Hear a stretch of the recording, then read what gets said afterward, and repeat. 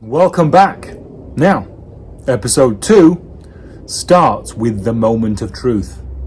That thing down there. Let's get it up in the air and see what's broken.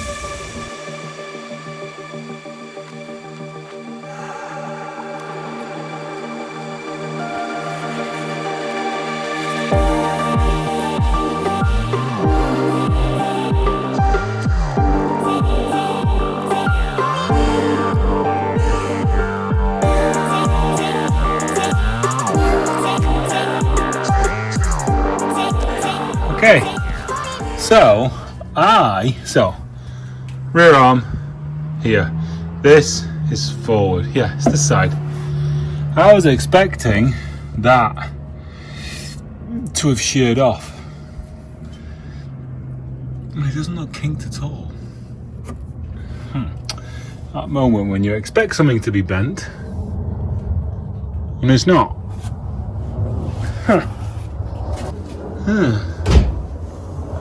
So that body mount as well. That looks fine. I'm so very confused. What has bent?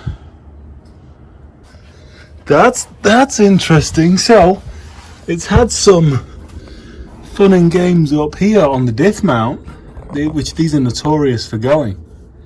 So it's had some love on the diff mount already. You see, in there, been welded. Okay. Yeah, like they smell like this cross member or something is supposed to detach. Interesting. Vehicular history. So I mean, there's shit going on here. This is an exhaust hanger. I don't know what the hell's going on there, but I can't see that being an issue there. What is bent? Let's just say this isn't optimal. So this car has had a lot more action than this little glancing bump here. Because look at the boot floor. It's like the Himalayas. You got these very dodgy repair of this diff mount. And look at all the creasing here of the spare wheel well. Huh. Very interesting. Yeah, some dip there. How interesting. Okay, well, drill a hole, drain it out. One thing I'm very happy about, chassis legs, straight as an arrow. And this whole thing seems to have come from, I don't know, the diff doing a merry dance of some sort. I know, as I say, I know these cars are prone to it. There's a big divot there. Look at these self-tappers. Oh, highly paid mechanics, you're awesome. So I think once we start trimming this boot floor out, this is definitely all going to get remade nice and flat and straight and get that all back in line. Interesting. The investigation continues. One thing that scares the hell out of me and everybody else that tends to work on cars, apart from the few auto electricians out there who are wizards, is labeling. That when you're taking all the wiring off, however obvious you think something will be, it won't when you come back to it.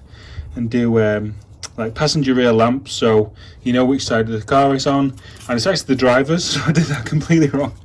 So I'm not going to change that. But yeah, so you got that, and then you've got the trunk lock and high level rear brake lights. So label everything and label the geography of it as well. So if you need to pull the loom at any point, you can lay out on the ground in the same shape as the car. One damaged rear fender off. So yeah, just everything on bolts. It's just great. I really do like these. You can see that's pushed in there where the fender got hit. But all this, it's all perfectly straight. Just gotta figure out, the mount on the other side looks more bent than this, which baffles me. So we shall see. We shall see how this all turns out. Stay tuned. I think I just found it. That kink there is way more pronounced on this arm. It's like it's just done that there than it is there. I think we'll start with an arm first, but that mount doesn't look straight either in here. I think this is all moved, and I think that bolt needs replaced. Be interesting trying to pull that bolt out, see if that's straight, because I have a feeling that bolt is not going to be straight. We should throw poly bushes in there, and I bet with an arm and a set of poly bushes for the beam, it'll be good. Oh, and this is as far as I've got so far. Yay! Making progress.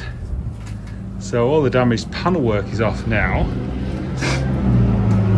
Oh, it's so exciting, this part. This part's always exciting because it's easy and, you know, you work for 10 minutes and there's masses of difference. Unfortunately, gotta go to work. Welcome back to a new day. Today is Thursday, my first day off. A little bit of a late start. Fun morning on many fronts. Just been down to the dog park. Unfortunately, there's a few idiots there, so we came back early. And yesterday while at work, instead of being productive, as I should have been, I pretty much watched videos all day, all shift long about this whole Z3 diff situation, because I kind of felt ripped off with the 01. I didn't have any problems with it if it was fine. And I was like, oh, I'd like to be part of that. And now I've got it, I'm like, oh, what a pain in the ass. So apparently this whole undulation here is to do with the diff ripping itself out of the floor. Nothing to do with crash damage. So that's that. And then I'm just seeing more and more. These are all bolts. This guy has just put in a series of, basically I think any bolt he could find in a workshop. They're even here. And put them in. It's quite astounding, the level of just billy hackery that some people will do. And I assume charge money for it, because I'm assuming that an enthusiast would not do this. They'd want it done right. I think this is probably a shop that's charged a ton of money and done that, which is pretty terrible. So I guess we shall carry on. I'm going to get we'll take this fender off, I think, now. Get the back end down even more.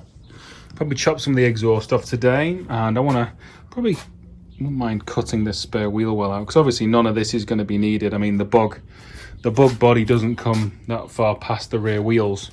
So a lot of this stuff, isn't going to be needed. So I'll take a lot of it out so I can have some really good access to that, because like normal Z3 diff repairs, I don't need to keep the trunk floor as it should be in a Z3. I can do whatever. I can put a way bigger cross member going across and reinforce the chassis legs, all sorts of stuff.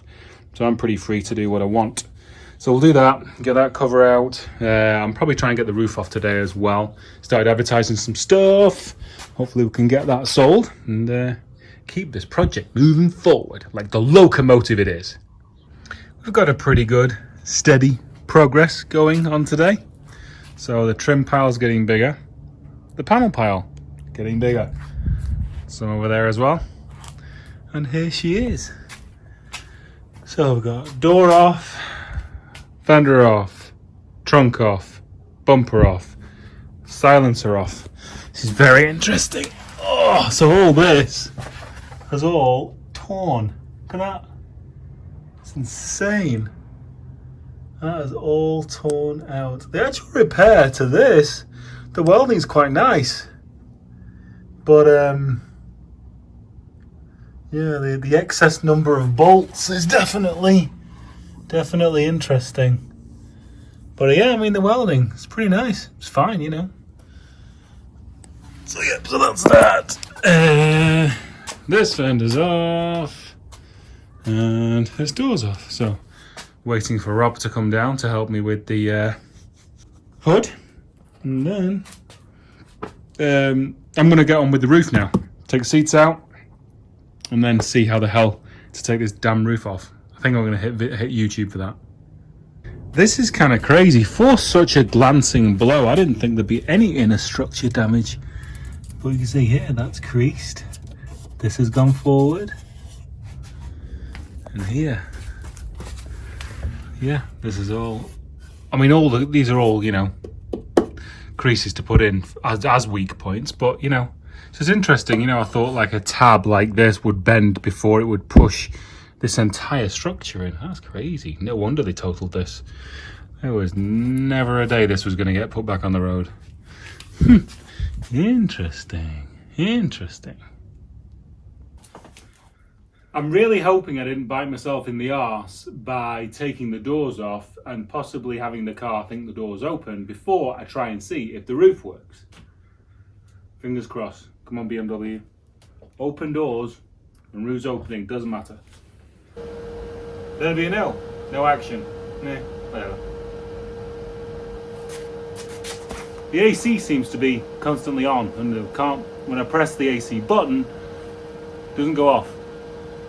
Any answers on a postcard, let me know. We'll use Z3 buffs. Okay, better start undoing stuff. As a car to own, convertibles?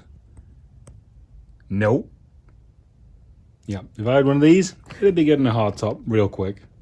This is always an interesting part, the archaeological dig. So, on, what was it, 3rd of September, this person went to McDonald's in Artesia in Bellflower. So, in September 19, this car was still alive. I wonder how soon after that happened. I wonder how soon. Anyway, that was a complete pig to come out because I couldn't get access to it, and I think the water that has done all that had been nicely sitting in that area. Delightful. Okay, let's take all that out. Oh, look, found a fancy bit. I wonder if this is extra and worth like $1,000. One of those anti-mess your hair up wind net things. More progress. So all there, the 2 hoops are there, bolts are there, along with considerable cash. A treasure find, no less. That seat is electric and doesn't want to move, which is very disappointing and very, very inconvenient. So answers on a postcard, how to get that forward if I haven't smashed it to pieces before the end of this video. All trims off there. There's a bunch of bolts underneath this kind of like back rim here that need to come off, but I'm just having a look down here right now to see what I've got bolt wise here, and then I've somehow got to get access to them over there again without smashing the seat to pieces. That's not a definite. I'm quite sure I'm going to get those comments like, I bet your neighbours love you. Well, you know, it definitely brings character to the neighbourhood. Anyway, relaxing on my day off. It is kind of relaxing. It's kind of, you know, like kind of therapeutic in a yoga kind of way. Because I feel like I'm doing yoga to get in some of these spots. We're doing good. Roof's off. Still haven't moved that chair. Now I'm going to get all the hydraulics out. All this. And then you got the hydraulic motor in there that didn't want to play, so fine. I don't care. I just want it out. Then what? Then hopefully Rob's over at 3 for the hood. May well get it back on the ground then, actually, and get her outside and spin around. I think that's going to be the best plan of attack. Yay. Welcome to Cassard and Nathan's garage. Yeah, mate. It's alive!